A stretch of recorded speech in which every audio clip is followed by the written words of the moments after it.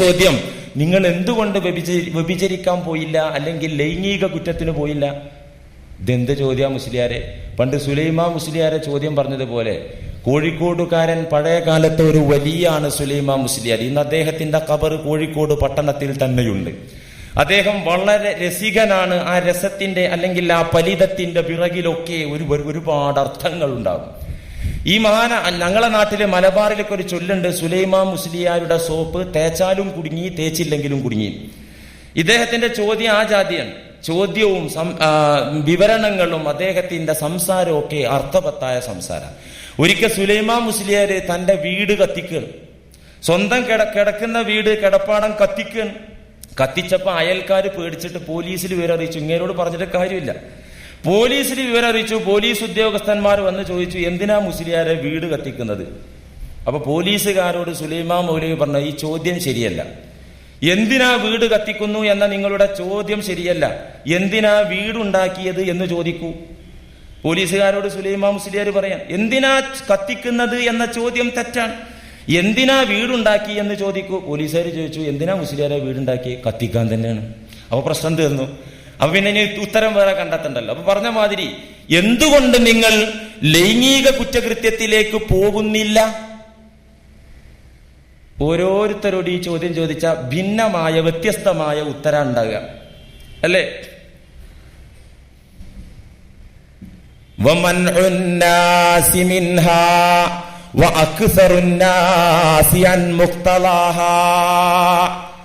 വ്യഭിചാരത്തിന്റെ മേഖലയിൽ നിന്ന് അക്സറുന്നാസും അധികം ആളുകളും ഒഴിഞ്ഞു നിൽക്കുന്നത്, അധികം സമൂഹത്തിലെ ഭൂരിഭാഗം ആളുകളും ഈ കുറ്റം ചെയ്യാത്ത ആളുകളിൽ 90% ആളുകളും ആ കുറ്റത്തിൽ നിന്ന് മാറി നിൽക്കുന്നത് ഇമ്മാലി അജ്സിൻ ഔ ലി ഖൗഫിൻ ഔ ലി ഹയാഇൻ ഔ ലി മുഹാഫളത്തിൻ അലാ ജിസ്മിഹി. 4 കാരണങ്ങളാലാണ് ആ കുറ്റം ചെയ്യാത്തത്. എന്തേ നീ വ്യഭിചരിക്കാൻ പോകാഞ്ഞത്? എന്തേ നീ ആ കുറ്റം ചെയ്യാത്തത്? അതിനുത്തരം 4 കാരണമായിരിക്കും. ഇമ്മാലി ഖൗഫിൻ, ഇമ്മാലി അജ്സിൻ, അതിന് കഴിവില്ല. അങ്ങനെയുള്ളൊരു മേഖലയിലേക്ക് പോയിട്ടൊരു പെണ്ണിനെ വല വീശാനുള്ള വൃത്തികെട്ട തൊലിക്കട്ടില്ല. ഇമ്മാലി അജ്സിൻ, അതിന് കഴിവ് വേണം, ഒരു വളിഞ്ഞ കഴിവ് കയറി. ആ കഴിവ് ഇമ്മാലി അജ്സിൻ, താൻ ദുർബലനായ ഒരു പെണ്ണിനെ സമീപിക്കാനുള്ള കരുത്തില്ല, ദുർബലനാണ്. ഔലി ഖൗഫിൻ, അല്ലെങ്കിൽ ഭയം, ജനം അറിഞ്ഞാൽ ചിലപ്പോൾ പുറം പൊളിയാൻ സാധ്യതയുണ്ട്, അതുകൊണ്ട് ഭയം. അല്ലെങ്കിൽ ഔലി ഹയായിൻ, ഒരു നാണം കെട്ട ഏർപ്പാടല്ലേ. ഔലി ഹയായിൻ, നാണക്കേട് കൊണ്ട്, ലജ്ജ കൊണ്ട്. ഔലി മുഹാഫളത്തിൻ അലാ ജിസ്മിഹി, അല്ലെങ്കിൽ തന്റെ തടി കാക്കാൻ. എങ്ങനെ? രോഗങ്ങൾ, ഗുഹ്യ രോഗങ്ങൾ, ലൈംഗിക രോഗങ്ങൾ, സർവോപരി HIV, എയ്ഡ്സ് പോലത്തെ മാരകമായ രോഗങ്ങൾ ഭയന്നിട്ടും ഒരുപാട് ആളുകൾ വ്യഭിചാരത്തിൽ നിന്നും മാറി നിൽക്കുന്നുണ്ട്. എന്നാ നിങ്ങൾക്ക് കേൾക്കണോ, വലൈസ ഫീ ശൈഇൻ മിൻ ദാലിക സവാബുൻ. ഇങ്ങനെ നിങ്ങൾ മാറി നിൽക്കുന്നത് കൊണ്ട് അല്ലാഹുവിന്റെ പൊരുത്തം നിങ്ങൾക്ക് സമ്പാദിക്കാനാകില്ല. കുറ്റകൃത്യങ്ങളിൽ നിന്ന് മാറി നിൽക്കുന്നത് എന്തിന്റെ പേരിലാണെങ്കിലും തരക്കേടില്ല, നല്ലതാണ്. അത് ഏത് കാരണത്താലായാലും കുഴപ്പമില്ല, കുറ്റത്തിൽ നിന്ന് രക്ഷപ്പെട്ടല്ലോ. പക്ഷേ അല്ലാഹുവിങ്കൽ റാങ്ക് കിട്ടാൻ, പടച്ച തമ്പുരാന്റെ പക്കൽ നിന്ന് വണ്ണമായ ഉന്നതമായ പ്രതിഫലം ലഭിക്കണമെങ്കിൽ വലൈസ ഫീ ദാലിക ശൈഉം മിനസ് സവാബ്, ഈ പറഞ്ഞ കാരണങ്ങളാൽ വ്യഭിചാരത്തിൽ നിന്ന് മാറി നിന്നാൽ അല്ലാഹുവിങ്കൽ നിന്ന് യഥാർത്ഥ പ്രതിഫലം കിട്ടില്ല. എന്തുകൊണ്ട്? ഈ തടസ്സങ്ങളൊക്കെ നീങ്ങിപ്പോകാൻ സാധ്യതയുണ്ട്. എപ്പോഴായാലും നീങ്ങാലോ. കഴിവ് കുറവാണെങ്കിൽ പെണ്ണ് ക്ഷണിച്ചു, പിന്നെ അവന്റെ കഴിവ് കുറവ് പ്രശ്നമല്ലല്ലോ. ഭയം, നാണക്കേട് എന്നൊക്കെ പറയുന്നത് അതീവ രഹസ്യമായി ചാൻസ് ഒത്തു. അപ്പൊ ഈ കാരണങ്ങൾ മാറിയാൽ ഈ മനുഷ്യൻ, ഇക്കാരണങ്ങളാൽ ഈ കുറ്റത്തിൽ നിന്ന് മാറി നിൽക്കുന്ന മനുഷ്യൻ ഈ തിന്മയിൽ പതിക്കാനും ആ കുറ്റം ചെയ്യാനും സാധ്യത കൂടുതലാണ്. അതുകൊണ്ട് തന്നെ ഇങ്ങനെയുള്ള കാരണങ്ങളാൽ മാറി നിന്നാൽ പോരാ. പ്രത്യേകിച്ച് വർത്തമാനകാല സാഹചര്യത്തിൽ നമുക്ക് പണമുണ്ട്, നമുക്ക് പ്രസിദ്ധിയുണ്ട്, നമുക്ക് സൗകര്യങ്ങളുണ്ട്. സൗകര്യങ്ങളുണ്ടായിട്ടും അതിൽ നിന്ന് മാറി നിൽക്കണം. ഇത്തരം കാരണങ്ങളാൽ മാറി നിൽക്കുന്നതിൽ പ്രത്യേകം പുണ്യമില്ല, പദവിയില്ല, പ്രതിഫലമില്ലെന്ന് പറയുന്ന ഇസ്ലാം തുടർന്ന് പഠിപ്പിക്കുന്നു, വഇന്നമൽ ഫളലു വസ്സവാബുൽ ജസീൽ. യഥാർത്ഥത്തിലുള്ള ശ്രേഷ്ഠത, പവിത്രത, വസ്സവാബുൽ ജസീൽ, ഉന്നതമായ പ്രതിഫലം ലഭിക്കുന്നത് ആർക്കാന്നറിയോ? ഫീ തർക്കിഹി മഖാഫതൻ മിനല്ലാഹ് ഖൗഫൻ മിനല്ലാഹ് മഅൽ ഖുദ്റതി വതയസ്സുരിൽ അസ്ബാബി വർത്തിഫാഇൽ മവാനിഇ. എല്ലാ പ്രതിബന്ധങ്ങളും മാറി, എല്ലാ തടസ്സങ്ങളും മാറി, തന്റെ മനസ്സുകൊണ്ട് ആഗ്രഹിച്ചാൽ വ്യഭിചരിക്കാനും ലൈംഗികമായ കുറ്റം ചെയ്യാനും സാധിക്കും. അതിനുള്ള ചാൻസ് എല്ലാം അനുകൂലമാണ്. അതിനുള്ള പ്രതിബന്ധങ്ങളൊന്നും തടസ്സങ്ങളൊന്നും ഇല്ല തന്നെ. എന്നിട്ട് ഖൗഫൻ മിനല്ലാഹ്, അല്ലാഹുവിനെ ഓർത്തുകൊണ്ട്, പടച്ച തമ്പുരാന് ഇഷ്ടമില്ലാത്ത കാര്യമാണല്ലോ. നിമിഷങ്ങൾ ഞാൻ ഇതിന്റെ പേരിൽ സുഖിച്ചാൽ ശാശ്വതമായ ആനന്ദം, സ്വർഗത്തിന്റെ സുഖം തനിക്ക് നഷ്ടപ്പെടുമല്ലോ. സർവോപരി എന്റെ നാഥൻ വിലക്കിയതാണല്ലോ എന്ന കാരണം ഓർത്തുകൊണ്ട്, ആ ഒറ്റ കാരണത്താൽ ഈ കുറ്റത്തിൽ നിന്ന് ആരാണോ മാറി നിൽക്കുന്നത്, വലഹുൽ ഫളലു വലഹുൽ സവാബുൽ ജസീൽ, അവരാണ് ഉത്തമർ. അവരാണ് ആഖിറത്തിൽ പടച്ചവന്റെ ഏറ്റവും ഉന്നതമായ റേഞ്ചില്, ഏറ്റവും സ്വർഗത്തിലെ ഉന്നതമായ മഖാമിലെത്തുക. അള്ളാഹു അതിന് നമുക്ക് തൗഫീഖ് നൽകുമാറാകട്ടെ. എത്രത്തോളം നമ്മുടെ മനസ്സിന്റെ വൈകാരിക ചിന്തകൾ, മനസ്സിലെ ദുഷ്ടചിന്തകൾ ഒരാൾ കടിഞ്ഞാണിട്ട് പിടിച്ച്, നിയന്ത്രിച്ച്, മറച്ചു പിടിച്ച് അത്തരം കുറ്റകൃത്യങ്ങളിലേക്ക് പോകാതെ നിലയുറപ്പിച്ചാൽ അതിന്റെ കൂലി എന്താ? മൻ അശിഖ ഖാല റസൂലുള്ളാഹി സ്വല്ലല്ലാഹു അലൈഹി വസല്ലം, പുണ്യനബി പഠിപ്പിക്കുന്നു, മൻ അശിഖ ഫഅഫ ഫകതമ ഫമാത ഫഹുവ ശഹീദ്. മൻ അശിഖ, ഒരാളിലെ അനുരാഗം തലപൊക്കി, ഒരാളിലെ വൈകാരം തലപൊക്കി, കുറ്റകൃത്യത്തിന് മനസ്സ് പ്രോത്സാഹിപ്പിച്ചു, മനസ്സ് നിർദ്ദേശിച്ചു. ആ സമയത്ത് ഫഅഫ, അതിന്റെ പവിത്രത കാത്തു സൂക്ഷിച്ചുകൊണ്ട് ആ മേഖലയിലേക്ക് കുറ്റം ചെയ്ത് കടന്നു ചെല്ലാതെ പരിശുദ്ധനായി നിലകൊണ്ടു. ഫകതമ, അതങ്ങ് മറച്ചുവെച്ചു. മനസ്സിന്റെ ആഗ്രഹം റബ്ബിനെ ഓർത്തിട്ട് മറച്ചുവെച്ചു.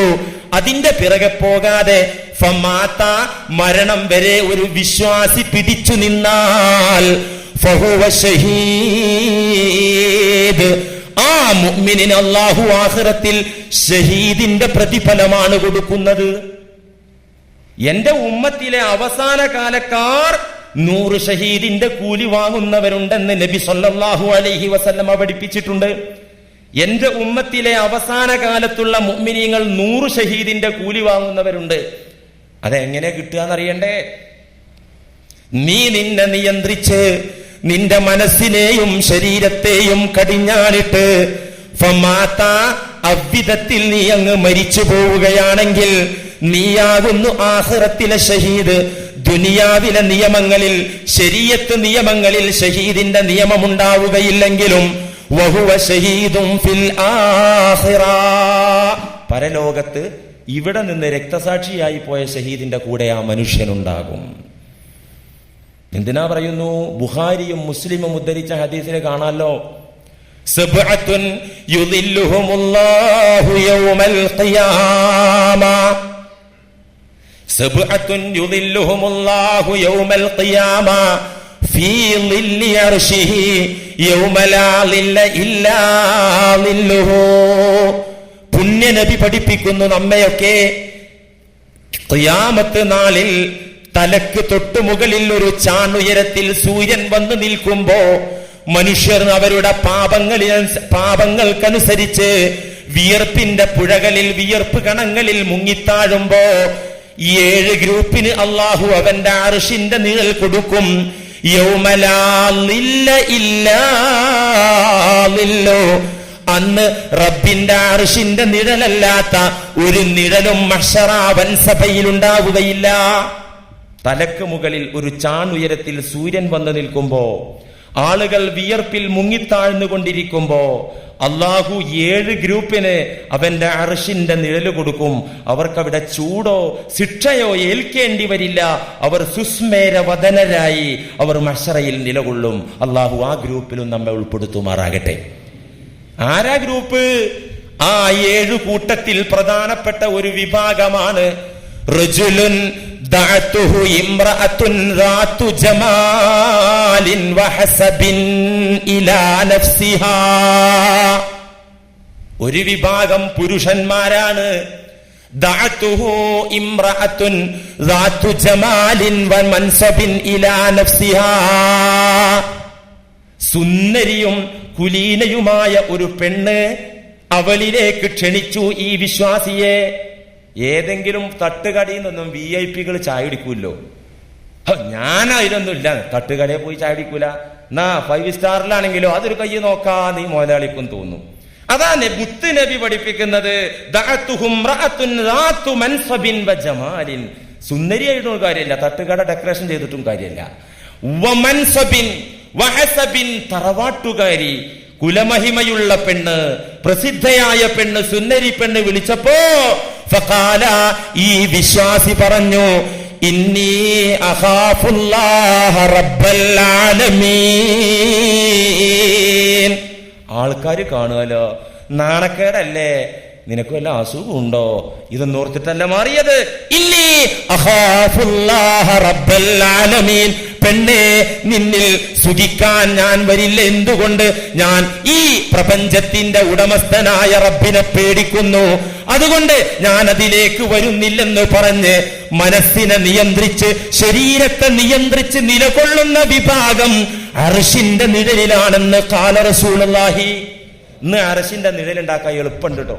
ഇന്ന് സാഹചര്യമൊക്കെ ദഅതുഹു വിളിച്ചുകൊണ്ടിരിക്കുകയാണ്. അത് ലാ ബിലിസാൻ വലാകിൻ ബിലിസാനിൽ ഹാൽ.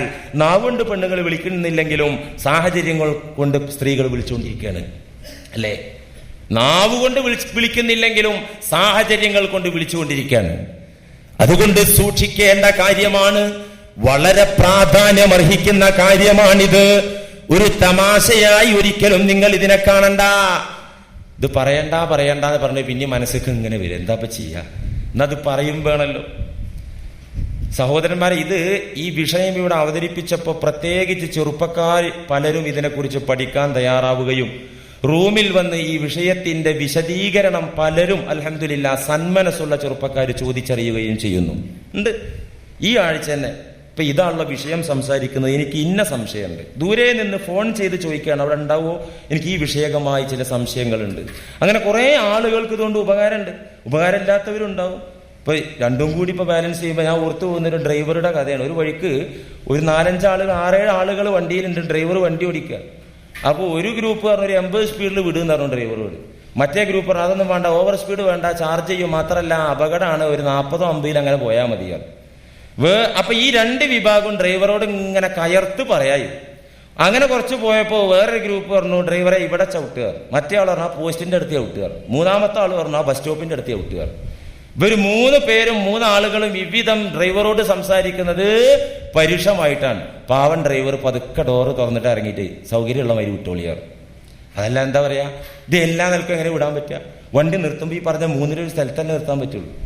പിന്നെ ചെയ്യാൻ പറ്റുന്നത് എല്ലാവരെയും സുഖിപ്പിച്ച് എല്ലാവർക്കും പറ്റുന്നൊരു തീരുമാനം മുഷാവറയിലൂടെ എടുത്താണ് മുന്നോട്ട് പോകുക. അതേമാതിരി ഈ ഡ്രൈവർ ചെയ്ത മാതിരിയുള്ള എല്ലാവർക്കും ഇഷ്ടപ്പെടുന്ന നിലയിൽ പരമാവധി ഒപ്പിച്ചു പോകാനേ നമുക്ക് പറ്റുള്ളൂ. പ്രിയപ്പെട്ടവരെ, ഖുർആനിന്റെ ഒരു പ്രമേയം കണ്ണു തുറന്ന് നന്നായി മനസ്സ് കൊണ്ട് ശ്രദ്ധിച്ച് പഠിക്കേണ്ട ഒരു വിഷയമാണത്. എന്ത്? വഖിസ്സത്തു യൂസുഫ് അലൈഹിസ്സലാം വംതിനാഉഹു മിൻ സുലൈഖാ മഅൽ ഖുദ്റതി മഅറൂഫത്തുൻ. മഹാനായ യൂസുഫ് നബി അലൈഹിസ്സലാം, അവിടത്തെ ചരിത്രം, മഹാനായ ആ പ്രവാചകൻ രാജ്ഞിയായ സുലൈഖയിൽ നിന്ന് വിട്ടകന്ന് മാറി നിന്ന ചരിത്രം, മഅൽ ഖുദ്റത്തി എല്ലാ സാഹചര്യവും എല്ലാ ഘടകങ്ങളും ഒത്തിട്ടും സുലൈഖയിൽ നിന്ന് മാറി നിന്ന പ്രവാചകന്റെ ചരിത്രം മഅറൂഫത്തുൻ സുപ്രസിദ്ധമാണ്. മുസ്ലിം ലോകത്ത് എല്ലാവർക്കും അറിയാവുന്ന ചരിത്രാണത്. മാത്രമല്ല വഖദ് അസ്നല്ലാഹു തആല അലൈഹി ബിദാലിക ഫീ കിതാബിഹിൽ അസീസ്.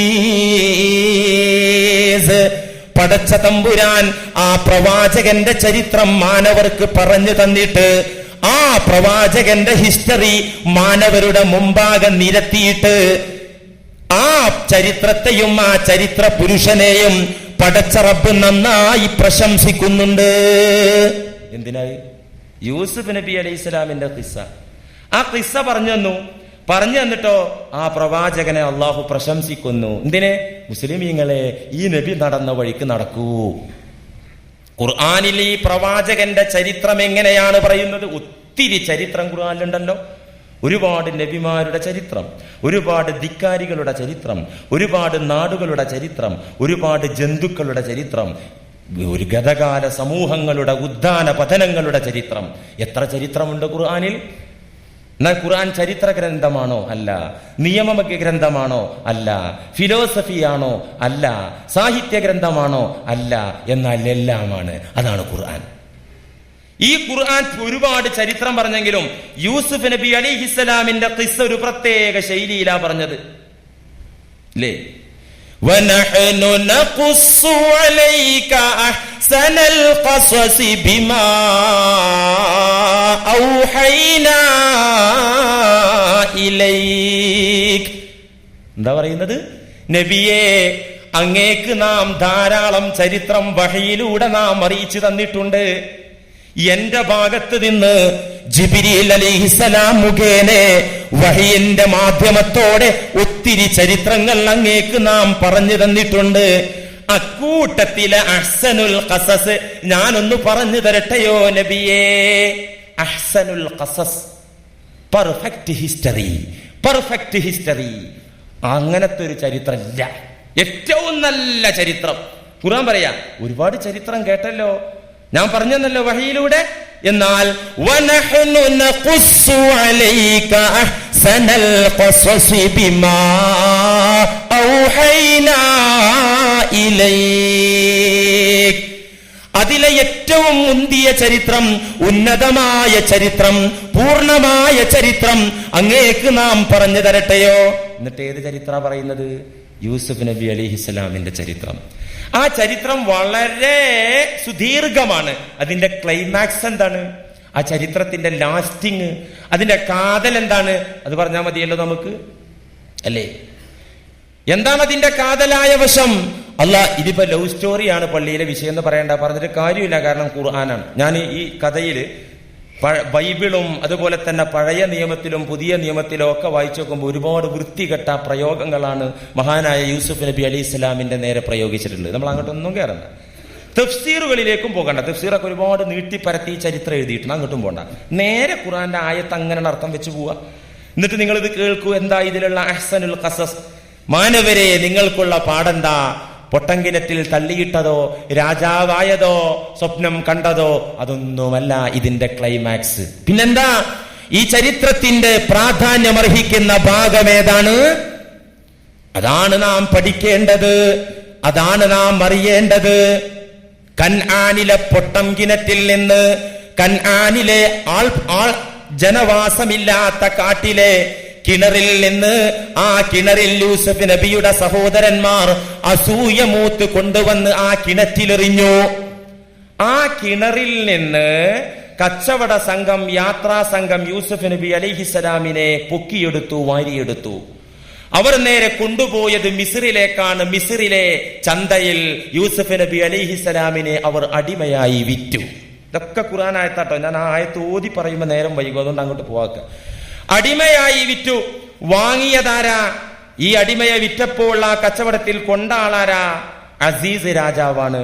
അസീസ് രാജാവ് നല്ല കാണാൻ ഭംഗിയുള്ള ചുറുചുറുക്കുള്ള ആരോഗ്യ ദൃഢഗാത്തനായ ആ അടിമയെ വാങ്ങിച്ച് വീട്ടിലേക്ക് കൊണ്ടുപോയി, കൊട്ടാരത്തിലേക്ക് കൊണ്ടുപോയി തന്റെ പ്രിയതമയെ വിളിച്ചു. സുലൈഖ, ഇന്നാ ഒരു അടിമപ്പയ്യൻ وقال الذي اشتراه من مصر لامرأته عسى أكرمي مثواه عسى أن ينفعنا أو نتخذه ولدا. എന്നിട്ട് ഭാര്യയോട് അസീസ് രാജൻ പറഞ്ഞത് അള്ളാഹു പറയുന്നു, വഖാലല്ലദി ഇശ്തറാഹു മിൻ മിസ്റ ലിംറഅതി, മിസ്റിൽ നിന്ന് ഈ യൂസുഫിനെ വാങ്ങിച്ച ആൾ വീട്ടിലേക്ക് കൊണ്ടുപോയി ഭാര്യയോട് പറഞ്ഞു, അകിരിമി മസ്വാ, ഇവനെ നീ പൊന്നുപോലെ നോക്കണേ, ഇവനെ നീ മാന്യമായി സംരക്ഷിക്കണേ. അസാ അൻ യൻഫഅന, അവൻ നമുക്ക് ഉപകരിച്ചേക്കാം. ഔ നത്തഖിദഹു വലദാ, അല്ലെങ്കിൽ അവനെ നമുക്ക് ദത്തുപുത്രനായി വളർത്താം, നമുക്ക് കുഞ്ഞായിട്ട് തന്നെ പരിഗണിച്ച് അവനെ വളർത്താം. സുലൈഹ അവനെ വാങ്ങി, അവനെ സ്വീകരിച്ചു, അടിമയായി വീട്ടിൽ നിർത്തി. പക്ഷേ യൂസുഫിന്റെ കണ്ണഞ്ചിപ്പിക്കുന്ന സൗന്ദര്യത്തിൽ, യൂസുഫിന്റെ ആകർഷണീയമായ ആകാരഭംഗിയിൽ മതിമറന്ന സുലൈഹ പതുക്കെ പതുക്കെ യൂസുഫിനോടുള്ള അനുരാഗം പ്രകടിപ്പിച്ചുകൊണ്ടിരുന്നു. സുലൈഹായുടെ മനം നിറയെ യൂസുഫ് നബി അലൈഹിസ്സലാം കടന്നു ചെന്നു. അങ്ങനെ എന്താ ഉണ്ടായത്? അങ്ങനെ ആദ്യം എന്താ പെണ്ണ് ചെയ്യുക? ആകർഷിക്കാനുള്ള പണി ചെയ്തു. എന്നിട്ട് ആകർഷിക്കുന്നില്ലെങ്കിൽ കുറച്ചൊരു ഉളുപ്പില്ലാത്ത പെണ്ണാണെങ്കിൽ പറഞ്ഞു, അല്ലെ? ഇങ്ങനെയല്ല ചെയ്യാം. പറഞ്ഞിട്ടും ആകർഷിക്കുന്ന കാര്യങ്ങൾ ചെയ്തിട്ടും വായ കൊണ്ട് തുറന്നു പറഞ്ഞിട്ടും പിന്നെ നടപടിയില്ലെങ്കിൽ പിന്നെ അവിടെ ബലപ്രയോഗമാണ് ലാസ്റ്റുള്ളത്. ഈ മൂന്ന് കാര്യവും യൂസുഫ് നബി അലൈഹിസ്സലാമിന്റെ ഖിസ്സയിൽ നടന്നു, അല്ലേ? കൊട്ടാരത്തിൽ പരിചരിച്ചു, ഭർത്താവിന്റെ നിർദ്ദേശത്തിനനുസരിച്ച് എല്ലാ സഹായ സഹകരണങ്ങളും ചെയ്തു കൊടുത്തു. അടിമയെന്ന നിലക്കല്ല, സ്വന്തം പുത്രൻ എന്ന നിലയിൽ. എന്നിട്ടോ യൂസുഫിൽ ആകൃഷ്ടയായ സുലൈഹ പയ്യെ പയ്യെ കിണിവെച്ചു തുടങ്ങി.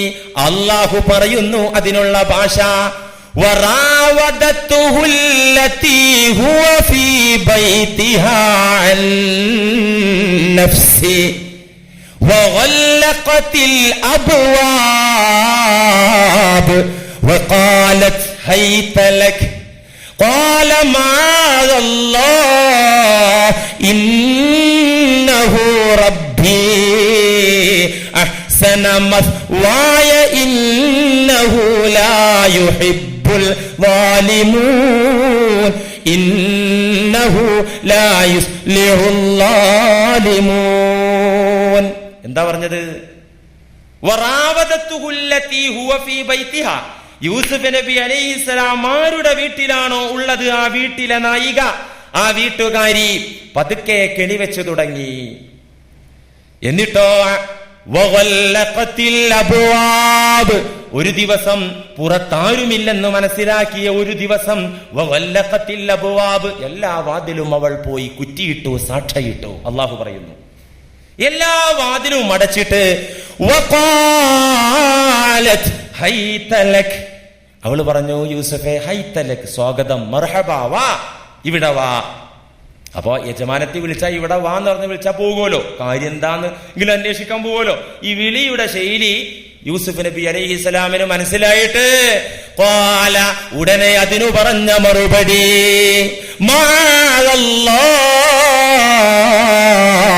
അല്ലാഹുവിങ്കൽ ഈ പാവപ്പെട്ട യൂസുഫ് ശരണം പ്രാപിക്കുന്നു, അല്ലാഹുവിൽ കാവൽ തേടുന്നു. മഅദല്ലാഹ്, എന്തുകൊണ്ട്? ഇന്നഹു റബ്ബി, ആ റബ്ബാണ് എന്നെ പോറ്റുന്നവൻ, ആ റബ്ബാണ് എന്നെ വളർത്തുന്നവൻ, ആ റബ്ബാണ് എന്റെ സുഖദുഃഖങ്ങൾ തീരുമാനിക്കുന്നവൻ, വിധിക്കുന്നവൻ. എന്റെ റബ്ബവനാണ്.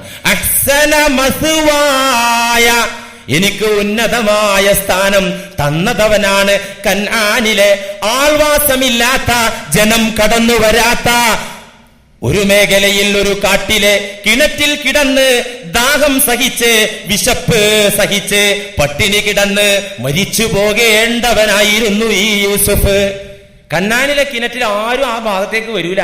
ആ കിണറിൽ കിടന്ന് മരിക്കേണ്ടവനായിരുന്നു ഈ യൂസുഫ്. ഈ യൂസുഫിനെ അള്ളാഹു അവിടെ നിന്ന് പൊക്കിയെടുത്ത് രാജകൊട്ടാരത്തിലെ മകനാക്കിയിരിക്കുന്നു. അഹ്സന മസ്വായ, എന്നേക്ക് ഉന്നതമായ സ്ഥാനം തന്നിരിക്കുന്നു.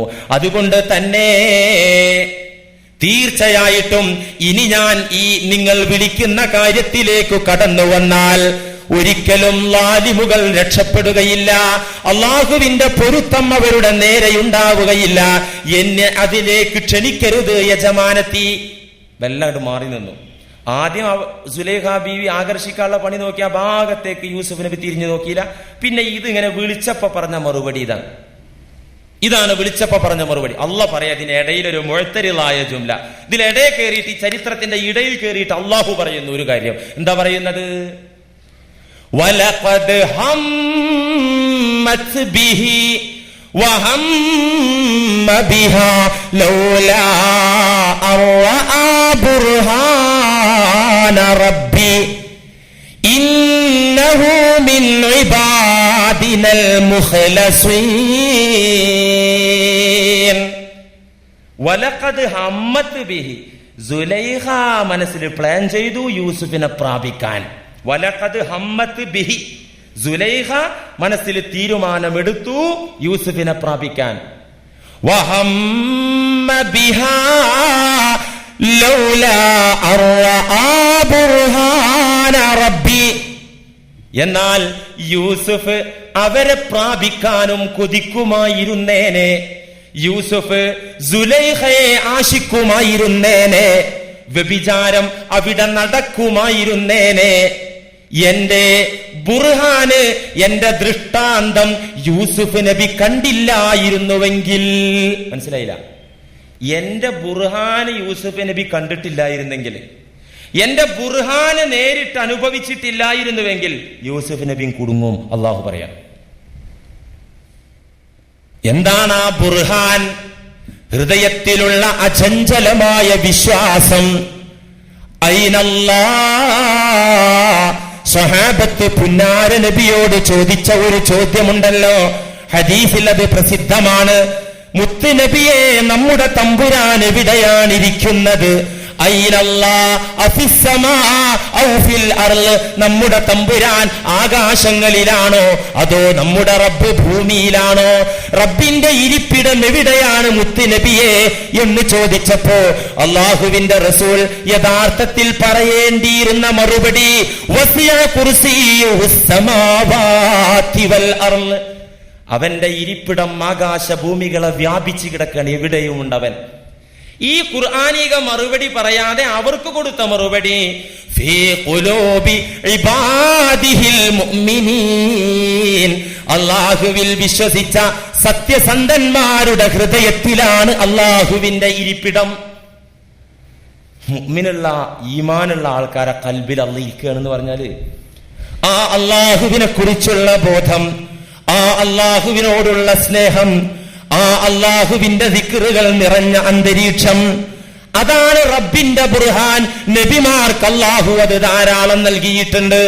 ആ ഉറച്ച ബോധം യൂസുഫ് നബിക്കില്ലായിരുന്നുവെങ്കിൽ വഹമ്മ ബിഹാ, പെട്ടുപോകുമായിരുന്നു യൂസുഫ് നബി അലൈഹിസ്സലാം. അപ്പൊ നമ്മൾ അല്ലാഹുവിനോട് തേടേണ്ടത് എന്താ? പടച്ചോനെ, വ്യഭിചാരത്തിലേക്ക് അടുപ്പിക്കല്ലേ എന്ന് ദുആ ചെയ്യുന്നതിലുപരി അതിനേക്കാൾ നമ്മൾ എന്തിനാ അധ്വാനിക്കേണ്ടതും ദുആ ചെയ്യേണ്ടതും? ഈ ബുർഹാന് കൊണ്ട പടച്ചവനെ, ഈ ബുർഹാൻ യൂസുഫ് നബി അലൈഹി സ്വലാമിന് കിട്ടിയ ബുർഹാൻ മുഫസ്സിറുകൾ പല ചരിത്രവും എഴുതി വെച്ചിട്ടുണ്ട്. ഇബ്നു അബ്ബാസ് റളിയല്ലാഹു അൻഹുമാ സ്വഹാബിയാണ്. സ്വഹാബി പറയും, ഈ ബുർഹാൻ എന്തായിരുന്നു അറിയോ? യൂസുഫ് നബി അങ്ങനെ ക്ഷണിച്ചപ്പോ മുസ്തില ലഹു യഅഖൂബു അലൈഹിസ്സലാം, അല്ലാഹു യൂസുഫ് നബിയുടെ മുമ്പിൽ രൂപമുണ്ടാക്കി, രൂപാന്തരപ്പെടുത്തി. യാക്കൂബ് നബിയുടെ രൂപം കാണിച്ചു കൊടുത്തു. ഫളറബ സദ്റഹു, എന്നിട്ട് യൂസുഫ് നബിയുടെ നെഞ്ചത്തടിച്ചു പറഞ്ഞു, മോനെ ഇത്തഖില്ലാ, പടച്ചോനെ പേടിച്ചോ. രാജ്ഞി വിളിച്ചാൽ രാജാത്തിയുടെ വിളി കേട്ടിട്ട് പടച്ചോനെ പേടിച്ചോ മോനെ എന്ന് പറഞ്ഞ് യാക്കൂബ് നബിയുടെ രൂപം അല്ലാഹു കാണിച്ചു കൊടുത്തു. ആരാ പറയുന്നത്? ഇബ്നു അബ്ബാസ് റളിയല്ലാഹു അൻഹുമാ. മുസ്ലിലഹു യാക്കൂബ്, യാക്കൂബ് നബിയുടെ രൂപം കാണിച്ചു കൊടുത്തു. ഫളറബ സദ്റഹു, യൂസുഫ് നബിയുടെ നെഞ്ചത്തൊരടി കിട്ടി ഉപ്പാന്റെ. അതല്ലേ ഖുർആൻ പറഞ്ഞത്, വ അമ്മാ മൻ ഖാഫ മഖാമ റബ്ബി, പടച്ചവന്റെ മുന്നിൽ ചെന്ന് നിൽക്കേണ്ടി വരുമെന്ന ഭയമുള്ള ആളുകൾ, ഉന്നതമായ റബ്ബിന്റെ മഖാമ് ഭയപ്പെടുന്ന ആളുകൾ, പടച്ചവന്റെ സ്ഥാനം മനസ്സിലാക്കിയ ആളുകൾ, എന്നിട്ട് വനഹൻ നഫ്സ അനിൽ ഹവാ, എന്നിട്ട് മനസ്സിലെ ദുഷിച്ച ചിന്തകളിൽ നിന്ന് മാറി നിന്നു, വ്യഭിചാരത്തിൽ നിന്ന് മാറി നിന്നു, കള്ളുകുടിയിൽ നിന്ന് മാറി നിന്നു, പലിശയിൽ നിന്ന് മാറി നിന്നു, കുറ്റകൃത്യങ്ങളിൽ നിന്ന് മാറി നിന്നു. എന്തിന്? ജനങ്ങളുടെ ഗുഡ് സർട്ടിഫിക്കറ്റിന് വേണ്ടിയല്ല, നാണക്കേടല്ലേ എന്നോർത്തുകൊണ്ട് മാറി നിന്നതല്ല, ജനം കണ്ടാൽ മോശമല്ലേ എന്ന് വിചാരിച്ചല്ല, ജനങ്ങളെ പേടിച്ചല്ല. പിന്നെയോ ഖാഫ മഖാമ റബ്ബി, പടച്ചവന്റെ മുന്നിൽ ചെന്നു നിൽക്കേണ്ടി വരുമെന്ന ഭയത്താൽ ഒരാൾ വൃത്തികെട്ട കാര്യങ്ങളിൽ നിന്നു മാറി നിന്നാൽ ഫഇന്നൽ ജന്നത ഹിയൽ മഅവാ, അവർക്കാണ് അഭയകേന്ദ്രം സ്വർഗം. അല്ലാഹു സ്വർഗത്തിന്റെ മെമ്പർമാരാക്കി സ്വീകരിക്കുമാറാകട്ടെ.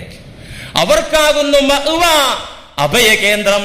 ഏതായാലും ഈ ബുർഹാൻ, ഈ ഉറച്ച വിശ്വാസം അല്ലെങ്കിൽ ഈ കാഴ്ച നാം യൂസുഫ് നബിക്ക് കാണിച്ചു കൊടുത്തില്ലായിരുന്നുവെങ്കിൽ വഹമ്മ ബിഹാ, യൂസുഫ് നബി പെട്ടുപോകുമായിരുന്നേനെ. അതുകൊണ്ട് മുസ്ലിമീങ്ങളെ, മുഅ്മിനീങ്ങളെ, ഖുർആനിന്റെ വക്താക്കളെ, പ്രവാചകന്റെ ഉമ്മത്തുകളെ, വർത്തമാനകാലത്ത് ജീവിക്കുന്ന വിശ്വാസികളെ, നിങ്ങൾ ഈ ബുർഹാൻ കിട്ടാൻ അധ്വാനിക്കണമെന്നാണ് റബ്ബ് പഠിപ്പിക്കുന്നത്. ലൗകഥ പറയല്ല, പ്രേമകഥ പറയാനല്ല അല്ല ഈ ചരിത്രം എടുത്ത് വെച്ചത്. പിന്നെ ഈ ബുർഹാൻ കിട്ടാൻ വേണ്ടി അധ്വാനിച്ചോളൂ. എന്നാ കുടുങ്ങൂല, നിങ്ങൾ പിടിച്ചങ്ങോട്ട് നിൽക്കും, നിങ്ങളെ കാല് വഴുതൂല. പക്ഷേ ഇന്നഹു മിൻ ഇബാദിനൽ മുഖ്ലസീൻ, നമുക്ക് ചില സെലക്റ്റഡ് അടിമകളുണ്ട്. അള്ളാഹു പറയുന്നു, നമുക്ക് ചില തിരഞ്ഞെടുക്കപ്പെട്ട അടിമകളുണ്ട്. ഞാൻ തെരഞ്ഞെടുത്ത കുറച്ച് അടിമകൾ, ആ അടിമകളെ ഞാൻ കുറ്റകൃത്യങ്ങളിൽ നിന്ന് കാത്തുരക്ഷിക്കും. പ്രവാചകന്മാർ മഅ്സൂമീങ്ങളാണ്, പാപ സംശുദ്ധരാണ്. എന്നാൽ പ്രവാചകന്മാരല്ലാത്ത ചില മുഅ്മിനീങ്ങളുണ്ട്, അവർ മഹ്ഫൂദീങ്ങൾ എന്ന് പറയുന്ന ഒരു വർഗം. അള്ളാഹ് കാക്കും, കുറ്റത്തേക്ക് പോകാതെ അള്ളാഹ് കാക്കും. മഹ്ഫൂദീങ്ങൾ, അവർ നബിമാരല്ല, ഔലിയാക്കളും സിദ്ദീഖീങ്ങളും സാലിഹീങ്ങളും. അള്ളാഹു ആ നിലയിലുള്ള ഹിഫ്ള് നമുക്ക് നൽകുമാറാകട്ടെ. അങ്ങനെ തുടർന്ന് ഈ ചരിത്രം അള്ളാഹു കണ്ടിന്യൂ ചെയ്യുന്നു. തുടർന്ന് പറയാണ് അള്ളാഹു, പിന്നെന്താ അവിടെ ഉണ്ടായത്? ഇപ്പൊ പറഞ്ഞു, എന്താ ഇങ്ങോട്ട് വാന്ന് പറഞ്ഞ് വിളിച്ചു. വിളിച്ചപ്പോ പടച്ചോനെ പേടിച്ച് തനിക്കാലെ എന്നെ പ്രതീക്ഷിക്കണ്ടെന്ന് പറഞ്ഞപ്പോ പിന്നെ അവിടെ മൽപിടുത്തമാണ്, അവിടെ ബലപ്രയോഗമാണ് നടക്കുന്നത്. സുലൈഹ ഒറ്റപ്പിടുത്തമാണ്. യൂസുഫ് നബി അലൈഹിസ്സലാമിന്റെ വസ്ത്രത്തിന്റെ പിറകിൽ കേറി അങ്ങ് പിടിച്ചു. മഹാനായ ആ പ്രവാചകൻ കുതറി ഓടി. എങ്ങോട്ടാ ഓടുന്നത്? വാതിലിന്റെ ചാരത്തേക്ക് ഓടുന്നു. വാതിൽ തുറന്ന് പുറത്ത് ചാടി രക്ഷപ്പെടാൻ. മുന്നിൽ യൂസുഫ് നബിയും പിറകിൽ സുലൈഖയുമായി ഓടുന്നു. ആ ഓട്ടം അല്ല പറയുന്നു, വസ്തബഖൽ ബാബ് വഖദ്ദത് ഖമീസഹു മിൻ ദുബുർ വഅൽഫ യാ സയ്യിദഹാ ലദൽ ബാബ്. എന്തൊരു പ്രയോഗം! ആ ഓട്ടം അല്ല പറയാൻ. വസ്തബഖൽ ബാബ്, യൂസുഫ് മുന്നിലും സുലൈഖ പിന്നിലുമായി വാതിൽക്കലേക്ക് ഇരുവരും ഓടി. വഖദ്ദത് ഖമീസഹു മിൻ ദുബുരിൻ, യൂസുഫിന്റെ ഖമീസ് നീളം കുപ്പായം അവൾ പിറകിൽ നിന്ന് വലിച്ചു പിടിച്ച് കീറിക്കളഞ്ഞു. അങ്ങനെ ഓടി വാതിൽക്കലെത്തിയപ്പോ വഅൽഫ യാ സയ്യിദഹാ ലദൽ ബാബ്, മുന്നില് തട്ടി തപ്പാൻ വേണ്ടി, രക്ഷപ്പെടാൻ വേണ്ടി യൂസുഫ് നബി ഓടുന്നു, പിറകിൽ പിടിക്കാൻ വേണ്ടിയിട്ട് സുലൈഖ ഓടുന്നു. രണ്ടാളും വാതിൽക്കലെത്തിയപ്പോ സുബ്ഹാനല്ലാഹ് അസീസ് രാജാവ് വരുന്നു. ഇവിടെ എന്ത് സംഭവിക്കും? രണ്ടാളും പിടിമ്പലിയാണ്. യൂസുഫിന്റെ കുപ്പായത്തെ പിടിച്ച് രണ്ടാളും കിതച്ചോടിയിട്ട് വാതിൽക്കലെത്തിയപ്പോ അസീസ് രാജാവ് വാതിൽ തുറക്കുന്നു. അപ്പൊ എന്താ അവിടെ സംഭവിക്കുക? അള്ളാഹ് പറയാണ്, പെണ്ണ് അവളെ തനിനിറം അവിടെ കാട്ടി, സൂക്ഷിച്ചോ. നിങ്ങൾ ചിലപ്പോ ആശിച്ചു ആഗ്രഹിച്ചു ഒന്നും പോയതാവൂല. അവൾ ഒരുക്കിയ കെണിയിലേക്ക് നിങ്ങൾ അപ്പം തിന്നാൻ പോയതായിരിക്കും. പേട്ട് കഴിഞ്ഞാലോ അവൾ പെടുത്തും നിന്നെ. അള്ളാഹ് പറയുന്നു, പെണ്ണ് ചതിക്കും, പെണ്ണിന്റെ ചതി കുതന്ത്രം കഠിന കഠോരം അതിഭയങ്കരം തന്നെ. രണ്ടുപേരും വാതിൽക്കലെത്തിയപ്പോ കണ്ടല്ലോ രാജൻ, ഭർത്താവ് കണ്ടല്ലോ, അടിമപ്പയ്യനുമായിട്ടുള്ള ഇടപാട് കണ്ടല്ലോ. കണ്ടപ്പോ എന്താണ് ആ പെണ്ണ് പറഞ്ഞത്? ഖാലത് മാ ജസാഉ മൻ അറാദ ബി അഹ്ലിക സൂആ ഇല്ലാ അൻ യുസ്ജന ഔ അദാബുൻ അലീം. ഇവൻ എന്നെ കേറി പിടിച്ചു എന്നല്ല പറഞ്ഞത്, ഇവൻ എന്നെ ശല്യം ചെയ്യുന്നു എന്നുമല്ല പറഞ്ഞത്. എന്താ പറഞ്ഞത്? കാലത്ത് അവൾ പറഞ്ഞു,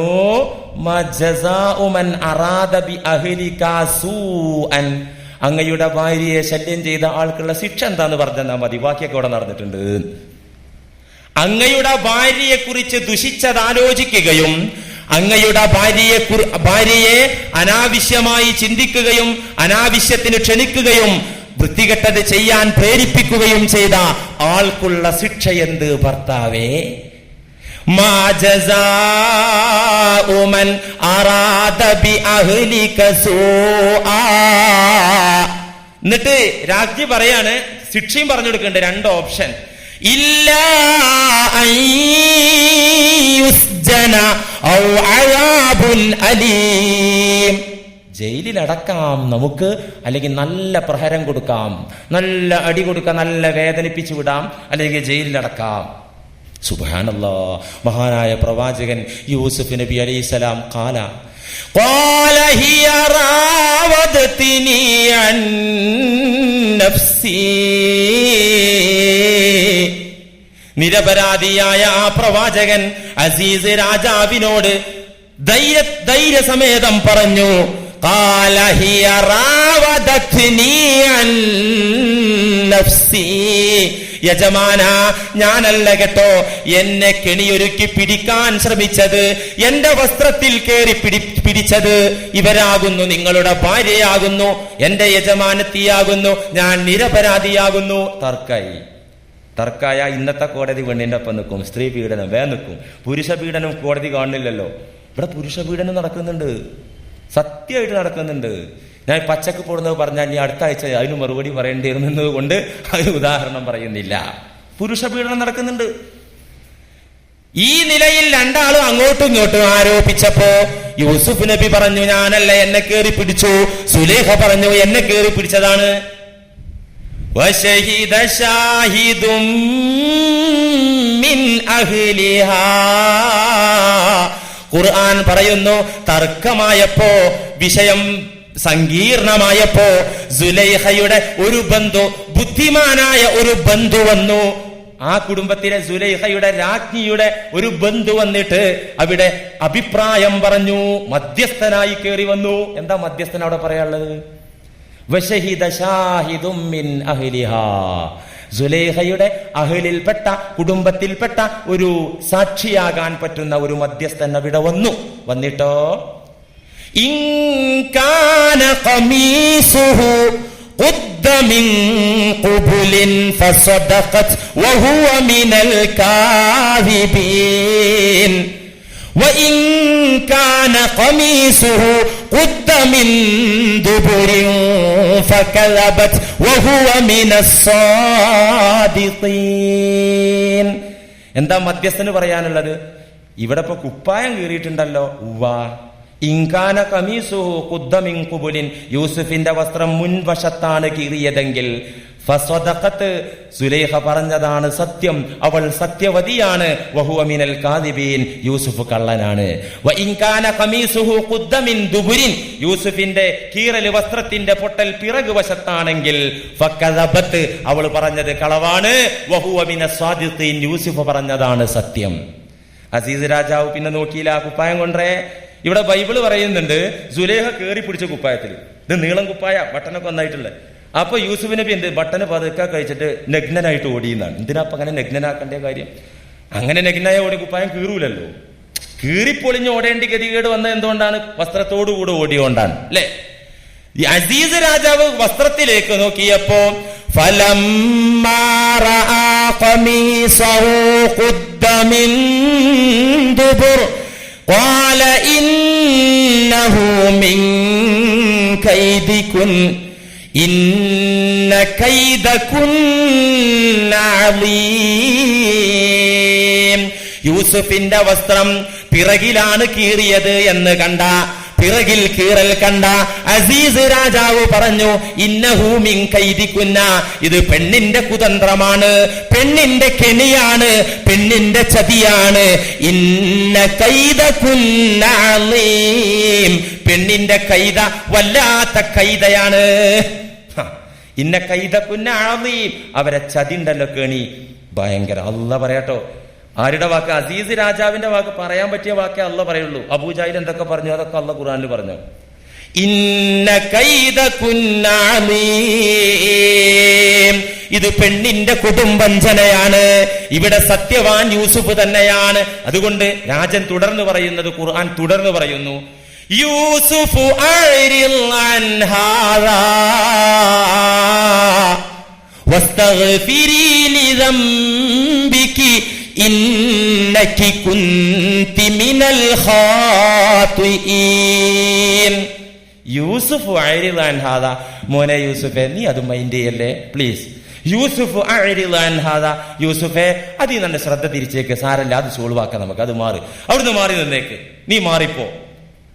എന്നിട്ടോ ഇപ്പുറത്തേക്ക് ഭാര്യയെ നോക്കിയിട്ട് അസീസ് രാജാവ് ഒരു മാന്യനാണെന്ന് ഇതിൽ നിന്ന് മനസ്സിലാക്കാം.